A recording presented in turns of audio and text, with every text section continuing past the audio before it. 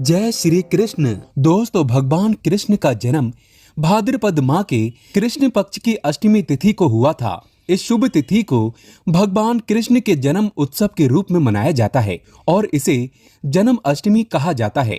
जन्माष्टमी भारत के हर कोने कोने में बड़े उत्सव के साथ मनाते हैं। इस पर्व को विदेशों में रहने वाले नागरिक भी बड़े धूमधाम के साथ मनाते हैं। दोस्तों, मान्यता है कि इस दिन पूरे श्रद्धा भाव से पूजा व्रत आदि करने से भगवान सबकी मनोकामनाएं पूरी करते हैं। और वहीं अगर जिन लोगों की कुंडली में चंद्रमा अगर कमजोर होता है तो उनके लिए ये व्रत बहुत ही शुभ और फायदेमंद होता है। संतान प्राप्ति के लिए जन्माष्टमी का व्रत रखना बहुत ही शुभ और मंगलकारी माना जाता है। माना जाता है कि जो भी स्त्री जन्माष्टमी के दिन भगवान लड्डू गोपाल को झूला झुलाती है तो उसके शीघ्र ही विवाह के योग्य बन जाते हैं और संतान होने में विलंब नहीं होता। ऐसे में जन्माष्टमी का व्रत अवश्य रखें, शीघ्र ही सारे काम बन जाते हैं। दोस्तों, जन्माष्टमी की पूजा मध्य रात्रि की जाती है, इसलिए इस साल भगवान श्री कृष्ण का जन्म उत्सव 6 सितंबर 2023 बुधवार को मनाया जाएगा।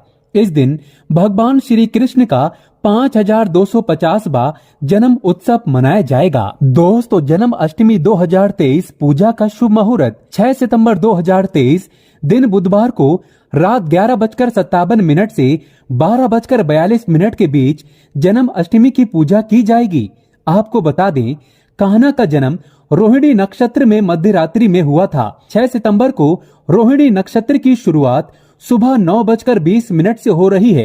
अगले दिन 7 सितंबर को सुबह 10:25 पर इसका समापन हो जाएगा। वहीं जन्म अष्टमी व्रत का पारण 7 सितंबर को सुबह 6:02 या शाम 4:14 के बाद किया जा सकेगा। दोस्तों, वहीं गृहस्थ और वैष्णव संप्रदाय के लिए जन्म अष्टमी की तिथि आपको बता दें, गृहस्थ और वैष्णव संप्रदाय के लोग अलग अलग दिन कृष्ण जन्म अष्टमी मनाते हैं। ऐसे में 6 सितंबर 2023 को गृहस्थ जीवन वाले लोग और 7 सितंबर 2023 को वैष्णव संप्रदाय के लोग कान्हा का जन्म उत्सव मना सकते हैं। दोस्तों, वीडियो शुरू करने से पहले अभी तक आपने हमारे चैनल को सब्सक्राइब नहीं किया है तो इस चैनल को सब्सक्राइब करके बेल आइकन जरूर दबाइएगा। सच्चे दिल से कमेंट बॉक्स में लिखें जय श्री कृष्ण। दोस्तों, जन्म अष्टमी व्रत से पहले रात को हल्का भोजन करना चाहिए और अगले दिन पूर्ण रूप से ब्रह्मचर्य का पालन करना चाहिए। उपवास के दिन ब्रह्म मुहूर्त में उठकर स्नान आदि से स्वच्छ होकर साफ वस्त्र पहनना चाहिए। उसके पश्चात भगवान कृष्ण का ध्यान करते हुए व्रत का संकल्प लेना चाहिए। इसके पश्चात भगवान कृष्ण को माखन मिश्री और नारियल के बने मिठाई का भोग लगाएं। दोस्तों, रात 12 बजे भगवान लड्डू गोपाल का जन्म होगा। इसके बाद उनका पंचामृत से अभिषेक करें, उनको नए वस्त्र पहनाएं और उनका अच्छे से श्रृंगार करें। भगवान का चंदन से तिलक करें और उनके भोग में तुलसी का पत्ता अवश्य मिलाएं। भगवान कृष्ण की पूजा में जब तक तुलसी का पत्ता शामिल न हो तब तक व्रत हमेशा अधूरा ही रहता है। इसके बगैर आप भगवान कृष्ण को प्रसन्न नहीं कर सकते। तुलसी के बगैर जन्म अष्टमी का पर्व भी हमेशा अधूरा ही रहता है। दोस्तों, नंद के आनंद भयो जय कन्हैया लाल की कहकर भगवान लड्डू गोपाल को झूला झुलाएं। इसके पश्चात भगवान कृष्ण की शुद्ध देसी घी के दीपक और धूप बत्ती से आरती करें। दोस्तों, जन्म अष्टमी की पूजा में भगवान का श्रृंगार भी बहुत अहम माना जाता है। आज हम आपको 8 ऐसी वस्तुओं के बारे में बताने जा रहे हैं जो भगवान लड्डू गोपाल को अति प्रिय है। अगर आप भी भगवान कृष्ण की असीम कृपा प्राप्त करना चाहते हैं तथा माता लक्ष्मी की कृपा प्राप्त करना चाहते हैं, अपनी मनोकामना को पूर्ण करना चाहते हैं तो जन्माष्टमी आने से पहले ही इन वस्तुओं को अपने घर पर अवश्य लेकर आएं। अगर आप इन सभी वस्तुओं को घर में नहीं ला सकते हैं तो कम से कम आप इनमें से कोई भी एक वस्तु घर में अवश्य लेकर आएं और भगवान श्री कृष्ण को ये वस्तु अवश्य अर्पित करें। दोस्तों, नंबर 1, भगवान लड्डू गोपाल की अति प्रिय वस्तु है मोर पंख। कहा जाता है कि राधा रानी के महल में बहुत मोर हुआ करते थे। जब वो भगवान श्री कृष्ण की बांसुरी की धुन पर नृत्य करती थीं, तो उनके साथ वे मोर भी नाचा करते थे। एक दिन किसी मोर का पंख जमीन पर गिर गया, जिसे तुरंत उठाकर भगवान श्री कृष्ण ने अपने मस्तक पर सजा लिया। भगवान कृष्ण के मस्तक पर सजा मोर पंख राधा रानी के प्रेम की निशानी मानी जाती है। इसीलिए भगवान लड्डू गोपाल के जन्म उत्सव की पूजा में मोर पंखों से उनकी हवा किए जाने का चलन है। इसीलिए जन्म अष्टमी पर मोर पंख अवश्य घर में लाना चाहिए। दोस्तों, एक अन्य कथा के अनुसार देवी राधा हर दिन मोरकुटी मंदिर के पास मोरों को दाना देने जाती थी। एक बार जब देवी राधा वहां पहुंची तो वहां पर एक भी मोर नहीं था। राधा रानी उदास हो गई। कान्हा ने देवी राधा को प्रसन्न करने के लिए स्वयं मोर रूप धारण कर लिया और वहां पहुंच गए। राधा रानी कान्हा का ये रूप देखकर बहुत प्रसन्न हुई। दोस्तों, मोरकुटी मंदिर में मोर रूप में आज भी राधा कृष्ण की पूजा होती है। इसीलिए भगवान श्री कृष्ण को प्रसन्न करने के लिए जन्म अष्टमी की पूजन में मोर पंख अवश्य ही शामिल करना चाहिए। हिंदू मान्यताओं के अनुसार घर में मोर पंख का प्रयोग करने से अमंगल टल जाता है।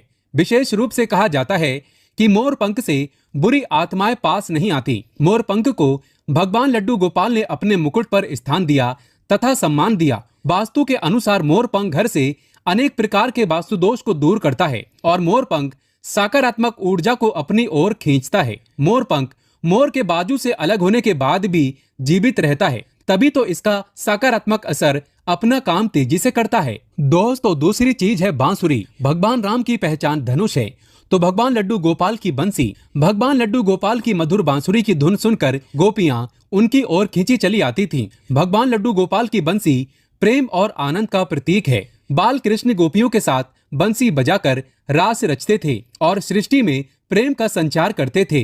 दोस्तों, जन्म अष्टमी के दिन भगवान श्री कृष्ण के श्रृंगार की सामग्री में बांसुरी को शामिल करने से गृहस्थी में प्रेम और आनंद आता है। भगवान कृष्ण को बांसुरी अर्पित करने के साथ ही आप अपने घर में बांसुरी को अवश्य ही लाएं।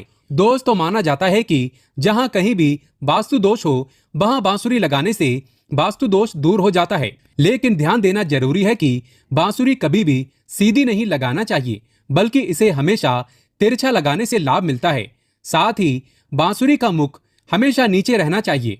इसके अलावा अगर दाम्पत्य जीवन में तनाव या फिर कलहपूर्ण वातावरण रहता हो तो सिरहाने में बांसुरी रखकर सोने से बहुत अधिक लाभ मिलता है। दोस्तों, तीसरी चीज है मोर मुकुट। ज्योतिषीय गणना के अनुसार ऐसा माना जाता है कि भगवान कृष्ण की कुंडली में काल सर्प योग था।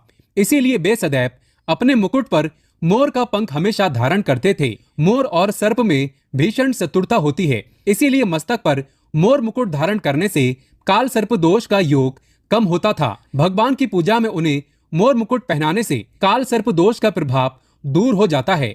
दोस्तों, चौथी चीज है माखन मिश्री। नंद के लाल गोपाल को माखन अति प्रिय है। कहते हैं जिस रात लड्डू गोपाल का जन्म हुआ उस रात नंदगांव की गोपियों ने सपने में देखा था कि लड्डू गोपाल माखन मांग रहे हैं।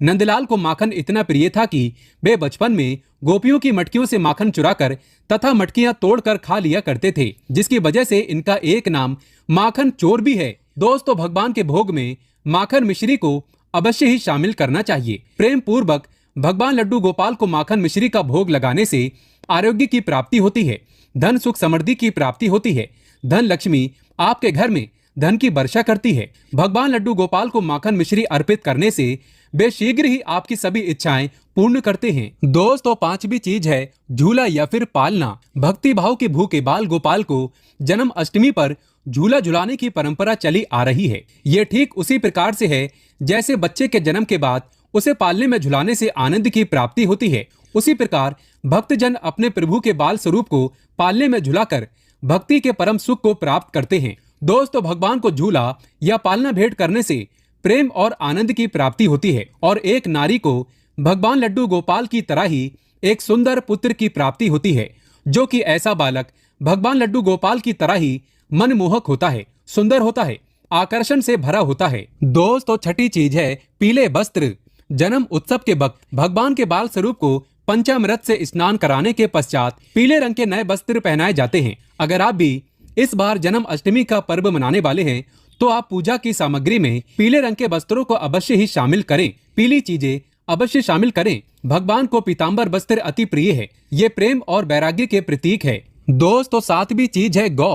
भगवान लड्डू गोपाल का निवास गोलोक माना जाता है। गाय भगवान की सहचर है। भगवान लड्डू गोपाल के साथ पूजा में बछड़े के साथ ही गाय की पूजा करना सुख समृद्धिदायक माना जाता है। पुराणों में गाय को धन का प्रतीक माना गया है। भगवान धन रूपी गौ की रक्षा करते हैं। दोस्तों, ज्योतिष शास्त्र के अनुसार गाय के भीतर गुरु ग्रह का वास होता है। यदि ये ग्रह किसी व्यक्ति की कुंडली में नीच स्थिति में हो तो उसे गाय की सेवा करना चाहिए। ऐसा करने से वो उस ग्रह की कुपित दृष्टि से बच सकता है। इसके अलावा वास्तु शास्त्र के अनुसार पूजा स्थान अथवा बैठक के कमरे में ईशान कोण में चांदी की गाय और उसका बछड़ा रखने से भाग्य में वृद्धि होती है। इसीलिए आप जन्म अष्टमी से पहले ही चांदी की गाय और उसका बछड़ा अपने घर पर अवश्य ही लाएं। अगर आप चांदी का नहीं ला सकते हैं तो आप मिट्टी का ला सकते हैं, या फिर आप गाय और बछड़े की तस्वीर लाकर भी ईशान कोण में लगा सकते हैं। दोस्तों, 8वीं चीज है गीता की पोथी। भगवान कृष्ण ने